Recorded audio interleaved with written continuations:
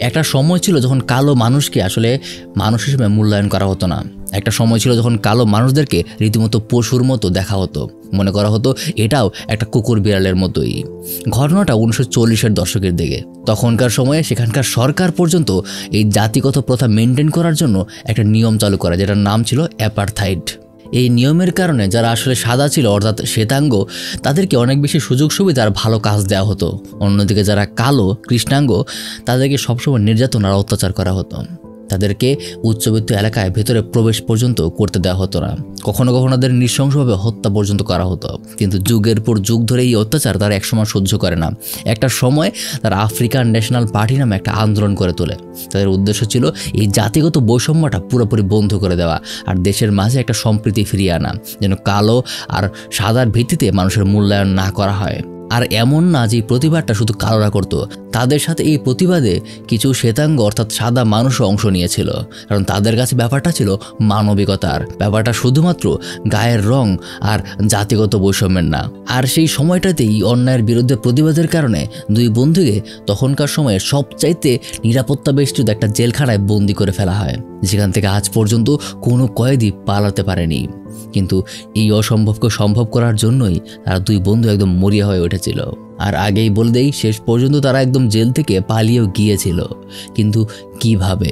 কারণ এটা দুনিয়ার সব থেকে নিরাপত্তা বেষ্টিত জেল, যেখান থেকে পালানো এক কথায় অসম্ভব। এই জেলে ঢুকতে আর বেরোতে গেলে তাদেরকে প্রায় 20টার কাছাকাছি গেট পার হতে হয়, যেটার প্রত্যেকটারই আলাদা আলাদা চাবি। কিন্তু কিভাবে করেছিল তারা এটা? এর উত্তর জানতে আপনাদেরকে দেখতে হবে 2020 সালে তৈরি করা এসকেপ ফ্রম প্রেটোরিয়া নামের এই সিনেমাটা। আর হ্যাঁ, না বুঝলে আবারও বলে দিচ্ছি, এটা পুরোটাই একটা সত্য ঘটনা, শুধুমাত্র সিনেমা না। তাহলে চলুন ঘটনাটা শুরু করা যাক। যেমনটা বললাম, ঘটনাটা 1940 সালের দিকে। এই ছেলেটার নাম হলো টিম জেনিন। সে একজন শ্বেতাঙ্গ অ্যাক্টিভিস্ট। সে বর্তমানে আফ্রিকান ন্যাশনাল পার্টির হয়ে কাজ করে। গল্পের শুরুতেই দেখা যায় টিম তার দুই হাতে দুটো বড় ব্যাগ নিয়ে একটা ব্যস্ত রাস্তার দিকে যাচ্ছে।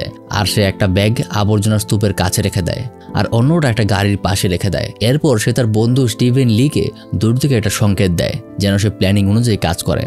তাদের পরিকল্পনা হলো ব্যাগগুলোর ভিতরে থাকা বিস্ফোরককে তারা লোকজনের বিরুদ্ধেই অ্যাক্টিভ করবে। কথা মতো এখানে তাই হয়। আর একটু পরেই ব্যাগের মধ্যে দুটো বিস্ফোরণ ঘটে। তবে বিস্ফোরণগুলো বিপজ্জনক বিস্ফোরক ছিল না। সেখানে বিস্ফোরণের কারণে ব্যাগগুলো থেকে শত শত লিফলেট সেই ব্যস্ত রাস্তায় ছড়িয়ে পড়ে। লিফলেটগুলোতে লেখা ছিল এই অ্যাপারথাইডের বিরুদ্ধে কিছু কথাবার্তা, অর্থাৎ সরকারের বিরুদ্ধেই কিছু কথাবার্তা। তাদের এই প্ল্যান সাকসেসফুল দেখে জেনিন আর লি ঘটনাস্থল থেকে পালানোর চেষ্টা করে, কিন্তু দুর্ভাগ্যজনকভাবে তারা দুজনেই পুলিশের হাতে ধরা পড়ে যায়। সময় মতো তাদেরকে কোর্টে তোলা হবে। তবে তার মাঝখানে জেনিনের বুক তার সঙ্গে দেখা করে। সে গোপনে তাকে কিছু টাকা দেয় যাতে জেলখানায় সে তা কাজে লাগাতে পারে। বিদায় নেওয়ার সময় সে প্রতিশ্রুতি দেয় যে সে সবসময় তার পাশে থাকবে। এরপর জেনিন বাথরুমে যায় আর টাকাগুলো একটা সিগার কেসে লুকিয়ে সেই কেসটাকে তার বায়ুপথে তার দেহের ভেতরে প্রবেশ করিয়ে দেয়।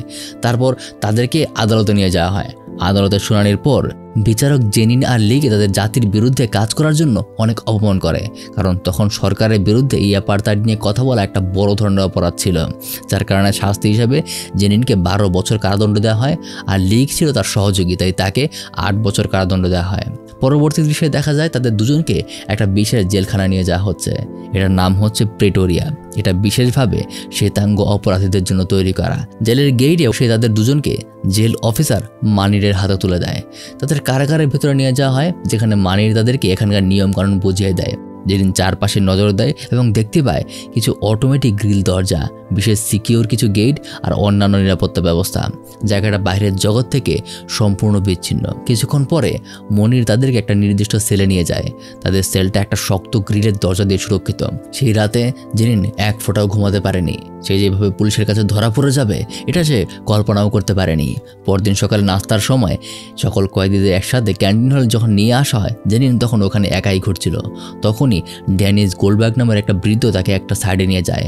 ডেনিস তার সময়টাতে রাজনীতির সাথে যুক্ত ছিল, এমনকি তাকেও নাকি এই অ্যাপারথাইডের বিরুদ্ধে প্রতিবাদ করার জন্যই বন্দী করা হয়েছে। সে বর্তমানে যাবজ্জীবন সাজা ভোগ করছে। কিছুক্ষণ পর লি ওখানে তাদের সাথে যোগ দেয়। তিনজন নিজেদের পরিস্থিতি নিয়ে একটু মন খুলে আলোচনা করে। সাথে সাথে এরই মধ্যে একজন ফরাসি অস্ট্রেলিয়ান বন্দী লিওনার তাদের কথাবার্তা শুনতে পায়। তারপর দিনের বেলা সবাইকে ব্যায়ামের জন্য কিছুটা সময় কড়া নিরাপত্তায় সূর্যের আলোতে নিয়ে আসা হয়। ওই সময় ডেনিস তার বন্ধুদের কারাগারের নকশা সম্পর্কে কিছুটা ব্যাখ্যা করে। সে বলে কারাগারের দেয়ালগুলো 32 ফুট উঁচু। রাতের বেলায় অনেকগুলো গার্ড পাওয়ারফুল লাইট দিয়ে বাগানের প্রত্যেকটা ইঞ্চিতে নজর রাখে। এখানকার কাঁটাতারের বেড়াগুলো এতটাই ধারালো যে সেগুলো স্পর্শ করা বিপজ্জনক। সবচেয়ে গুরুত্বপূর্ণ বিষয় হলো ছাদের উপর অনেকগুলো স্নাইপার 24 ঘন্টা পাহারা দেয়। সংক্ষেপে ডেনিস তাদের পালানোর চেষ্টা না করার পরামর্শই দেয়, কারণ এটা প্রায় অসম্ভব। ডেনিস আরও বলে অতীতে অনেকেই জেল থেকে পালানোর চেষ্টা করেছে, কিন্তু কেউই সফল হয়নি। সে চলে যাওয়ার পর লিওনার্ডো নামের এই লোকটা জেনিন এবং লির কাছে আসে। সে বলে যে ডেনিস সবসময় নতুন বন্দীদেরকে পালন থেকে নিরুৎসাহিত করে। তবে লিওনার্ড জানে এটা একেবারে অসম্ভব এমন না, চাইলে তারা সেটা করতে পারে। অর্থাৎ সে কিছুটা উৎসাহই দেয় এবং এই কাজে সে তাদের টিম হিসেবে কাজ করতে চায়। এরপর এক সুযোগে জেনিন তার পায়ুপথে লুকিয়ে রাখা সিগার কেস থেকে কিছু টাকা বের করে, কিন্তু এটা সে নিজের কাছে রাখতে পারবে না, কারণ তারা নতুন কয়েদি। তাদেরকে এখন থেকেই ঘন ঘন তল্লাশির মধ্যে রাখা হবে। তার পরবর্তীতে সে ওই টাকাগুলো ডেনিসের কাছে রাখতে দেয়। ডেনিস টাকাগুলোকে তার টুথপেস্টের মধ্যে লুকিয়ে রাখে যাতে কেউ ওটা খুঁজে না পায়। তারপর 23 দিন পার হয়ে যায় এবং জেনিন ধীরে ধীরে জেলখানার পরিবেশের সাথে স্বাভাবিক হতে শুরু করেছে। সেদিন রাতে নিজের সেলে জেনিন একটা ম্যাচের স্টিক দিয়ে গ্রিলের গেটের যে চাবির হোলটা আছে সেটার ভেতর দিয়ে দেখার চেষ্টা করে। সে দেখতে চায় গেটে কোনো দুর্বলতা আছে কিনা, কিন্তু তার হাতে কিছুই ধরা পড়ে না। আরও কয়েকদিন পেরিয়ে যায় আর জেনিন সমাধান খুঁজে বের করতে এবার একদম মরিয়া হয়ে পড়ে। এক রাতে হঠাৎ তার মাথায় একটা চিন্তা আসে। জেনিন একটা কাগজ ব্যবহার করে গ্রিলের গেটের চাবির ছিদ্রের গভীরতা আর দৈর্ঘ্য মাপতে শুরু করে। এরপর চিন্তা করে কেমন হবে যদি সে কাঠের টুকরো দিয়ে এই মাপের একটা চাবি বানায়। আসলে প্রতি সপ্তাহে জেলখানার কয়েদিদেরকে বিভিন্ন কাজ করানো হয়, ঠিক তেমনি মাঝে মাঝে তাদের কাঠের কাজও করানো হয়, আর সেখানেই কাঠের টুকরো পাওয়া যাবে। যেদিন চিন্তা করে ওখান থেকে সে কিছু কাঠের টুকরো নিজের সাথে করে নিজের রুমে নিয়ে আসবে আর ওটা দিয়েই সে একটা চাবি বানানোর চেষ্টা করবে। পরদিন বাথরুমে সে তার সঙ্গীদেরকে এই প্ল্যানের কথা জানায়। লিওনার্ড বিশ্বাস করে না যে এটা কোনোভাবেই কাজ করবে, কিন্তু অন্য দুজন তাদেরকে উৎসাহ দেয়, বলে যে অবশ্যই এটা সফল হবেই। তবে প্রথমে তাকে আসল চাবিগুলোকে ভালোভাবে পর্যবেক্ষণ করতে হবে যেন চাবির মাপ সে ঠিকমতো রাখতে পারে। ক্যান্টিনে তারা পরিকল্পনা শুরু করে। একদিন লিওনার্ডো ইচ্ছা করে একজনের সাথে ঝামেলা পাকায়। ঠিক তখনই জেলখানার মানির ওখানে চেক করতে আসে। এই সুযোগে জেনিন তার চাবির আকৃতি ভালোভাবে দেখতে পায়। সেদিন থেকেই সে চাবিগুলোর উপর ভালোভাবে খেয়াল রাখতে শুরু করে। একটা সুযোগে সে হাতছাড়া করে না।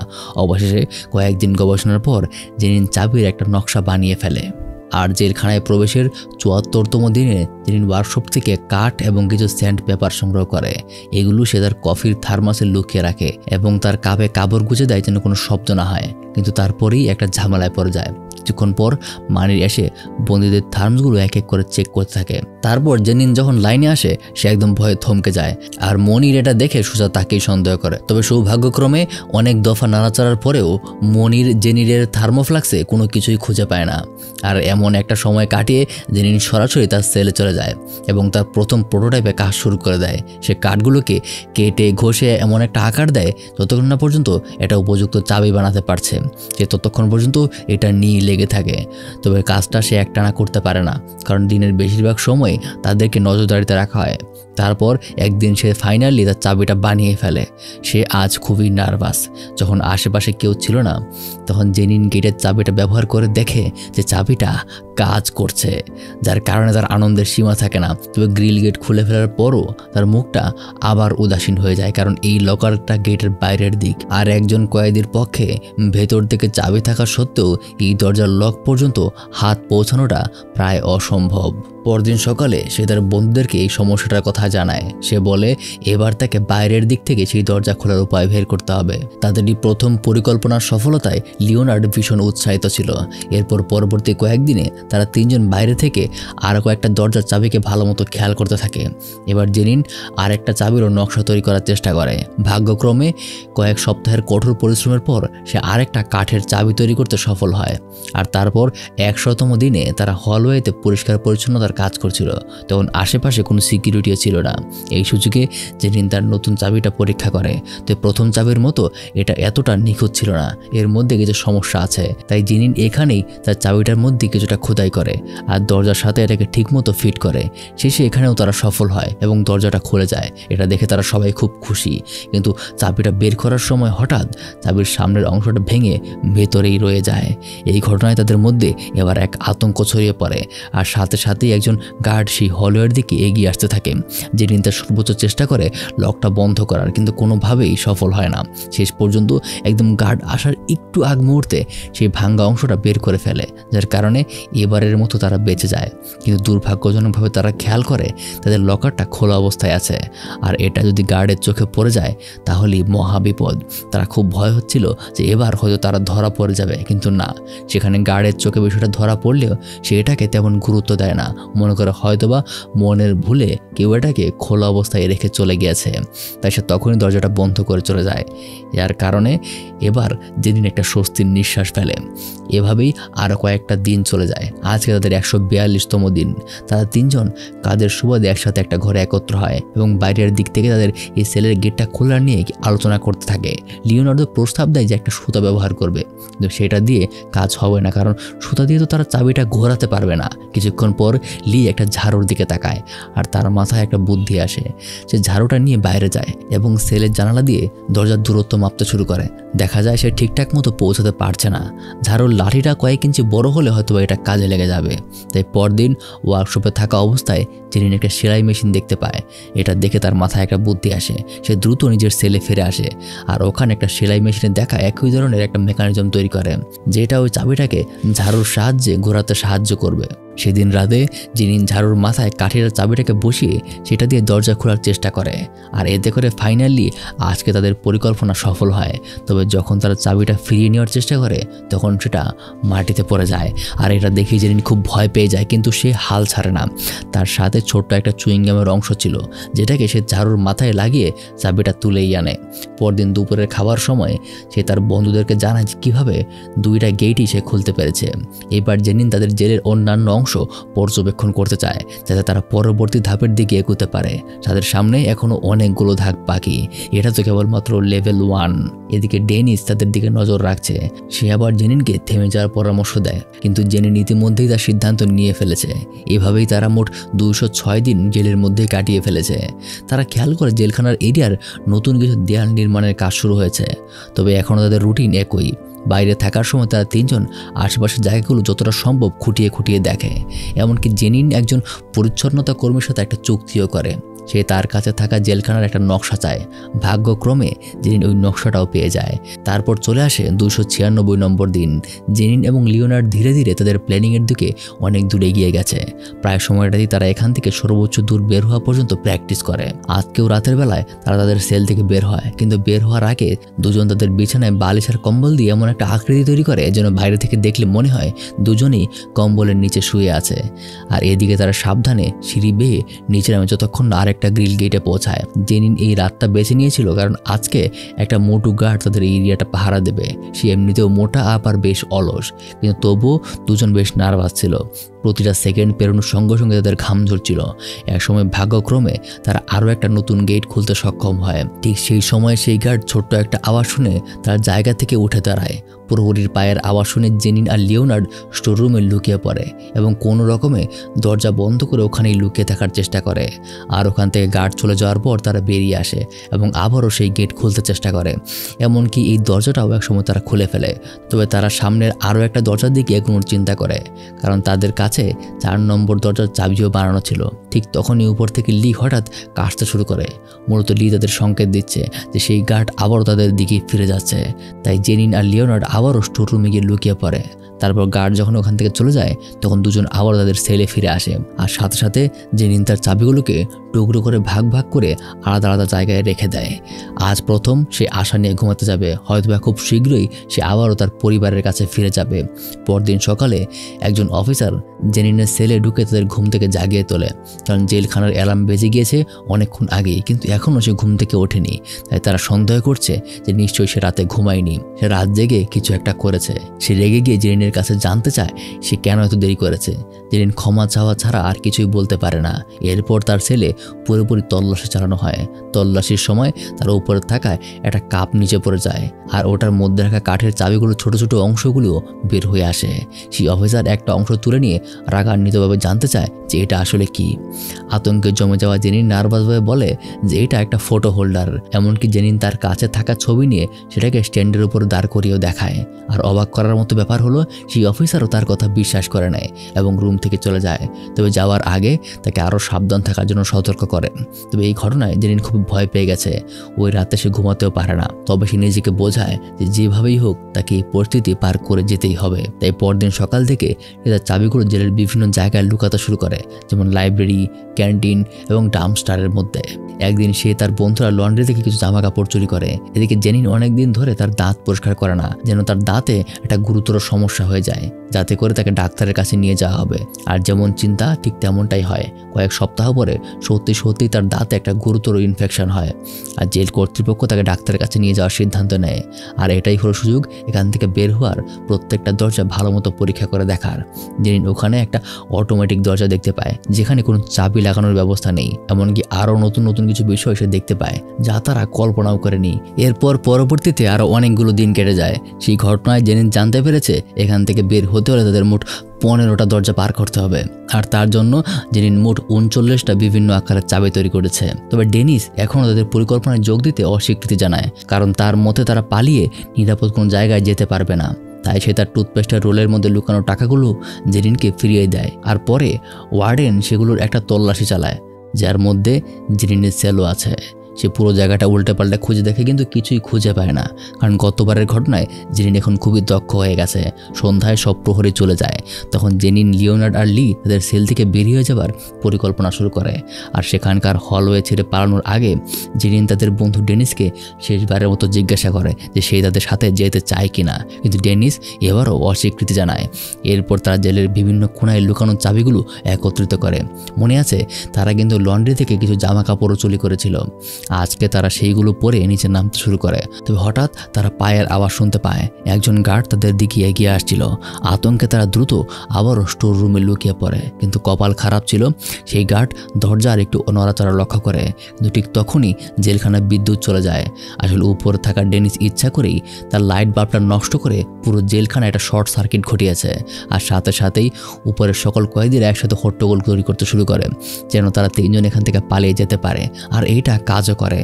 তারা এক মুহূর্ত নষ্ট না করে স্টোররুম থেকে বেরিয়ে আসে এবং পরবর্তী দরজার দিকে এগিয়ে যায়। তারা একের পর এক দরজা সামনে খুলতে শুরু করে। এতদিন তারা শুধুমাত্র পালিয়ে যাওয়ার প্র্যাকটিসই করেছে, আর আজকে সেই দিনটা চলে এসেছে যেদিন তারা হয়তো এই জেলখানা থেকে মুক্তি পেতে চলেছে। কিন্তু এরপরই আসে একদম অটোমেটিক গেটটা খোলার পালা, যেটা চাবি তাদের কাছে নেই। মূলত এই গেটটা খোলার জন্য কোনো চাবি না, বরং একটা কন্ট্রোল রুমের অ্যাক্সেস লাগে। তাই লিওনার্ড দ্রুত অ্যাডমিন রুমে যায় এবং কোনো রকমে খুঁজে সেখানকার একটা বোতাম টিপে গেটটা খুলে ফেলে। সবকিছু পরিকল্পনা অনুযায়ী চলছিল, আর এইভাবেই তারা একদম শেষ দরজায় পৌঁছে যায়। তবে এখানে তাদের নতুন আতঙ্কের তৈরি হয়। দেখা যায় এই শেষ দরজাটা খোলার জন্য তারা যে কয়টা চাবি বানিয়েছিল কোনোটাই কাজ করছে না। তাদের এতদিনের পরিকল্পনা পরিশ্রম মাত্র একটা লকের কারণে এখন বিফল হতে চলেছে। জেনিন তাদের সকলকে আবারও নিজের সেলে ফিরে যাওয়ার প্রস্তাব দেয়, কিন্তু লিওনার্ড এত সহজে হাল ছেড়ে দেওয়ার মানুষ নয়। সে তার সাথে থাকা একটা ধাতব জিনিসের দ্বারা দরজার লকের উপর আঘাত করতে শুরু করে, যার কারণে জেনিন আতঙ্কিত হয়ে পড়ে। এভাবে চলতে থাকলে তারা ধরা পড়ে যাবে। কিন্তু একসময় তাদের অবাক করে দিয়ে লিওনার্ড দরজাটা ভেঙেই ফেলে। অবশেষে দরজাটা খুলে যায়। তবে এবার তাদের শেষ বাধা হলো বাইরের টাওয়ারে স্নাইপারের চোখ ফাঁকি দেওয়া। তবে যেহেতু তারা সাধারণ পোশাক পরেছিল, তাই তারা আত্মবিশ্বাসের সাথে এগিয়ে যায়। কেউ তাদেরকে তেমন সন্দেহ করে না, মনে করে হয়তোবা তারা জেল পরিদর্শনের জন্য এসেছে। এমনকি সেখানে তখন তাদের জেল অফিসার মানিরও ছিল, সেও তাদের খেয়াল করতে পারেনি। তারপর এভাবেই তারা জেলখানা থেকে কিছুটা দূরে গিয়ে দৌড়াতে শুরু করে, আর একটা নিরাপদ জায়গায় পৌঁছে একটা ট্যাক্সি বুক করে এবং ড্রাইভারকে এখানকার খুব কাছের একটা সীমান্তে নামিয়ে দেওয়ার অনুরোধ করে।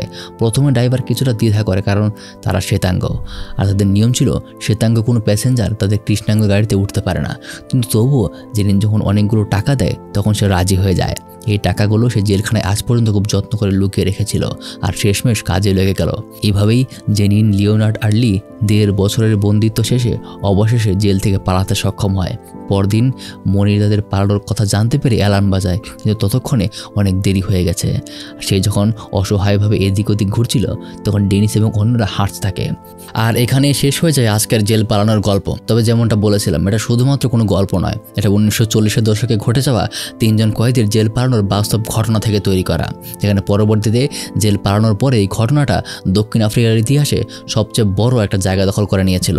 তবে পালিয়ে যাওয়া বন্দীরা আর কখনোই ধরা পড়েনি। তারা প্রথমে মোজাম্বিক, তারপর তানজানিয়া এবং অবশেষে লন্ডনে গিয়ে পৌঁছায়, যেখানে তারা আফ্রিকান ন্যাশনাল কংগ্রেসে যোগ দেয় আর অ্যাপারথাইডের বিরুদ্ধে প্রতিবাদ চালিয়ে যায়। অবশেষে 1991 সালে তাদের এই আন্দোলন ফলপ্রসূ হয়। প্রায় 1 দশকের বেশি সময় পরে গিয়ে সবকিছু ঠিকঠাক হয়। তখন আইন পরিবর্তনের কারণে তাদের 3 জনের সাজাও মাফ করে দেওয়া হয়। অন্যদিকে জেলখানায় ভুগতে থাকা ডেনিস 1985 সালে মুক্তি পায়। অবশেষে তার স্ত্রী আর সন্তানদের সাথেও তারা পুনরায় মিলিত হয়। তবে জেনিনের বিষয়টা আলাদা ছিল, কারণ সে তার স্ত্রী কখনো দেখা করতে পারেনি। দক্ষিণ আফ্রিকায় ফিরে যাওয়ার আগেই 1992 সালে তার স্ত্রী মারা যায়। 1994 সালে নেলসন ম্যান্ডেলা, যিনি আফ্রিকান ন্যাশনাল কংগ্রেসের নেতা ছিল, দক্ষিণ আফ্রিকার প্রেসিডেন্ট হিসেবে নির্বাচিত হয়। আর এই আজকের সত্য ঘটনা আপনার কেমন লেগেছে সেটা কমেন্টে জানাতে পারেন। পাশাপাশি স্ক্রিনে যে আরও একটা ভিডিও ভেসে উঠেছে, যেখানে একটা অসহায় বাবা তার ছেলেকে নিয়ে ব্যস্ত শহরে বেঁচে থাকার ঘটনা তুলে ধরা হয়েছে, এটাও একটা বাস্তব ঘটনা থেকে তৈরি করা সিনেমা। তাহলে এটাও ক্লিক করে দেখতে পারেন। দেখা হবে আর একটা ভিডিওতে।